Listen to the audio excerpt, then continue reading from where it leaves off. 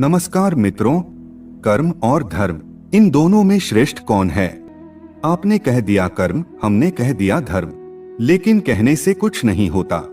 हर चीज को सिद्ध करना होता है। आइए हम सिद्ध करते हैं कि कर्म और धर्म इन दोनों में श्रेष्ठ कौन है, बड़ा कौन है और इनमें क्या अंतर है।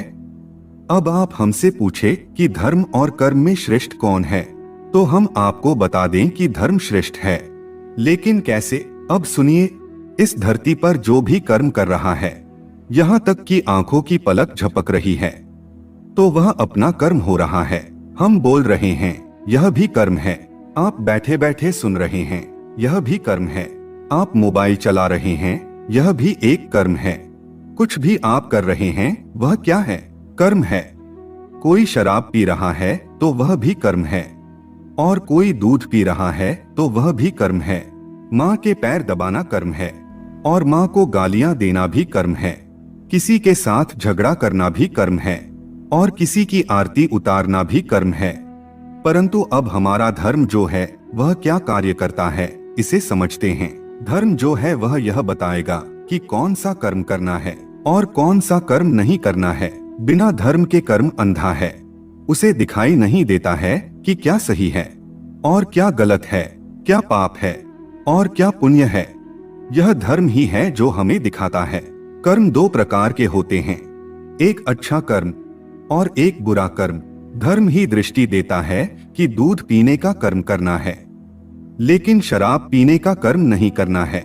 माँ के पांव दबाने का कर्म तो करना है, लेकिन माँ को गालियां देने का कर्म नहीं करना है। मेहनत करने का कर्म तो करना है, लेकिन चोरी करने का कर्म नहीं करना है। अब कर्म हमें दो चीजें देता है। अच्छा कर्म हमें पुण्य देता है और बुरा कर्म हमें पाप देता है। अब कोई व्यक्ति किसी प्राणी को मारकर और उसे पकाकर खा रहा है, तो वह भी अपना कर्म तो कर रहा है, लेकिन उसे धर्म का ज्ञान ना होने से उसका वह कर्म उसे पाप दे रहा है। इसीलिए व्यक्ति कर्म तो कर लेता है, लेकिन उसे धर्म का ज्ञान ना होने से व्यक्ति वह कर्म भी करता है जो उसे नहीं करना चाहिए। व्यक्ति को वही कर्म करना चाहिए जो करने योग्य है, लेकिन उससे पहले उसे धर्म की कसौटी पर कस लेना चाहिए कि यह कर्म योग्य है या नहीं है। आपके पास छुरी या चाकू है तो इससे आप किसी प्राणी की गर्दन भी काट सकते हैं और किसी फल को भी काट सकते हैं। आपको कौन सा कर्म करना चाहिए यह धर्म बताता है। इसीलिए प्रत्येक व्यक्ति को धर्म का ज्ञान होना अति आवश्यक है। सूर्य का धर्म है सौरमंडल में प्रकाश फैलाना। पानी का धर्म है जीवधारियों की प्यास को बुझा देना। इसी प्रकार माता पिता का धर्म है अपने संतान का अच्छे प्रकार से पालन पोषण करना। उसी प्रकार संतान का धर्म है माता पिता को वृद्धावस्था में सहारा देना। शासक का धर्म है प्रजा का पूरी लगन के साथ पालन करना। उसी तरह विद्यार्थी का धर्म है ध्यान पूर्वक विद्या अध्ययन करना। इस तरह से ईमानदारी पूर्वक अपने कर्तव्य का निर्वाह करना ही वास्तविक धर्म है। अब धर्म को सही अर्थ में जानना भी बहुत जरूरी है। जैसे कि हमारे यहाँ कहा गया है कि अहिंसा परमो धर्मः। अब एक राजा के लिए अहिंसा यानी दूसरे राज्य के राजा को या उनके प्रजाजनों की बुरी महत्वाकांक्षाओं के चलते हिंसा न करना होता है। साथ में अपने राज्य के भी नागरिकों की और प्राणियों की हिंसा ना करें। लेकिन जब कोई लुटेरा या आक्रमणकर्ता हमला कर दे तो उस दुश्मन को और उसकी सेना को नेस्तनाबूद करना ही राजा का धर्म होता है। ऐसे समय अहिंसा परमो धर्मः उसका धर्म नहीं हो सकता। इस बात को स्वयं राजा को और उसके सलाहकारों को भी समझना और समझाना चाहिए। अगर राजा ऐसे समय अहिंसा का जाप जपता रहेगा तो अपने राज्य को हजारों सालों की गुलामी में धकेल देगा। धर्म और कर्म एक दूसरे के पूरक है। बिना कर्म के धर्म नहीं हो सकता। कर्म के बिना धर्म लंगड़ा है और धर्म के बिना कर्म अंधा है। यदि कर्म और धर्म के पहिए एक साथ चलेंगे तो ही हमारे जीवन की गाड़ी आगे बढ़ेगी। अब हम आपको एक बहुत ही महत्वपूर्ण बात बताते हैं। हमारी इस दुनिया में बहुत से वाद विवाद चल रहे हैं, जैसे कि मार्क्सवाद, लेनिनवाद, माओवाद, समाजवाद, सापेक्षवाद, और मुस्लिम धर्म है, क्रिश्चियन धर्म है, यहूदी धर्म है। ऐसे बहुत सारे वाद हमारी पृथ्वी पर चल रहे हैं। अब इन सभी को दो भागों में विभक्त कर दे। अब हमारे सनातन धर्म में विभिन्न शाखाएं हैं। जैसे कि द्वैतवाद, अद्वैतवाद, द्वैत अद्वैतवाद, विशिष्ट अद्वैतवाद, विशुद्ध अद्वैतवाद, अचिंत्य भेदाभेदवाद और उसके अंदर भी उपशाखाएं हैं। अद्वैतवाद में है दृष्टि सृष्टिवाद, सृष्टि दृष्टिवाद, विवादवाद, अजातवाद, अवच्छेदवाद, बिंब प्रतिबिंबवाद, ऐसे कई वाद और दर्शन है। इन सबको दो हिस्सों में विभक्त कर दे, एक आध्यात्मिक वाद और एक भौतिकवाद। यहाँ आकर के खड़े हो जाइए, यानी कि एक आध्यात्मिक वाद और एक भौतिकवाद। क्यों? क्योंकि हम दो हैं। अब आप कहेंगे कि हम दो कैसे हैं? हम तो एक ही है। तो सुनो, एक असली में यानी आत्मा और एक नकली में यानी शरीर। अज्ञानी से पूछे मैं कौन, तो कहेगा शरीर। ज्ञानी से पूछेगा मैं कौन, तो कहेगा आत्मा। तो असली मैं और नकली मैं, यह दो हो गए। मैं आत्मा और मेरा यह शरीर। इसके अनुसार दो धर्म बने, एक जो शरीर का धर्म है और दूसरा जो आत्मा का धर्म है।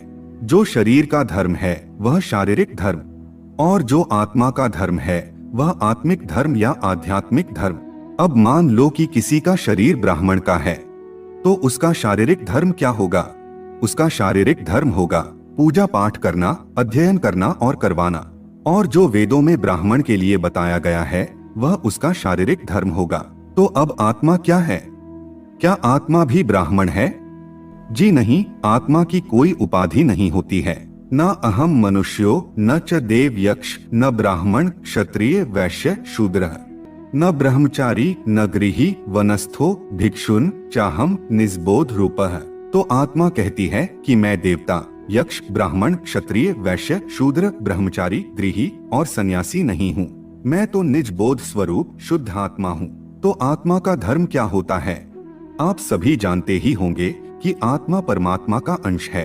तो आत्मा का धर्म होता है अपने अंशी को धारण करना, यानी परमात्मा को धारण करना, परमेश्वर की भक्ति करना, परमेश्वर को जानना, अपने आप को जानना यानी आत्मा को जानना और परमेश्वर में लीन हो जाना ही आत्मा का धर्म है।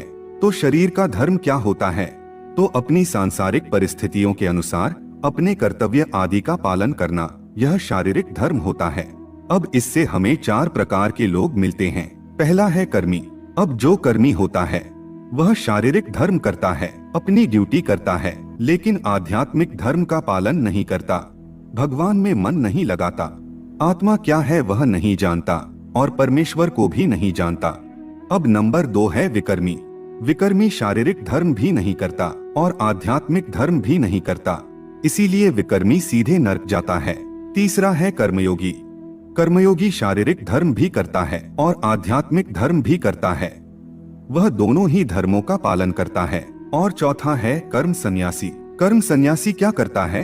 तो वह शारीरिक धर्म को छोड़ देता है, मात्र आध्यात्मिक धर्म का ही पालन करता है, जैसे कि संसार छोड़कर बने हुए असली त्यागी, बैरागी, योगी इत्यादि। अब हम रहते तो इस संसार में ही हैं, सन्यासी तो हम है नहीं। तो हमें कर्मयोगी बनना चाहिए, शारीरिक धर्म का भी पालन करना चाहिए और आध्यात्मिक धर्म का पालन भी करना चाहिए। गीता में भी भगवान श्री कृष्ण अर्जुन को कर्मयोगी बनने की सलाह देते हैं। और अगर आप ऐसा नहीं कर सकते तो सब कुछ छोड़कर प्रभु की शरण में चले जाएं, क्योंकि हम सभी आत्माओं के लिए आध्यात्मिक परमो धर्म है, आत्मिक धर्म ही परम धर्म है। अब जब संसार में धर्म का क्षय होने लगता है, पुत्र अपने पुत्र धर्म का पालन नहीं करता, पत्नी अपने पत्नी धर्म का पालन नहीं करती, राजा अपने राज्य धर्म का पालन नहीं करता, लोग धर्म क्या है यह भूलने लगते हैं और झूठे संप्रदायों के चंगुल में फंसकर झूठे धर्म का पालन करने लगते हैं। मानव अपने मानवता के धर्म को भूल जाता है, इंसान अपनी इंसानियत के धर्म को भूल जाता है। व्यक्ति क्या सही है और क्या गलत है इसका निर्णय नहीं कर पाता और संसार में अराजकता, अंधकार, अविश्वसनीयता और अधर्म अपने चरम सीमा तक पहुंच जाता है। तब भगवान पापियों का और दुष्टों का नाश करने के लिए अपने इस कथन को साकार करते हैं। यदा यदा हि धर्मस्य ग्लानिर्भवति भारत अभ्युत्थानम् अधर्मस्य तदात्मानं सृजाम्यहम् परित्राणाय साधूनां विनाशाय च दुष्कृतां धर्म संस्थापनार्थाय संभवामि युगे युगे। तो मित्रों, ऐसी ही ज्ञान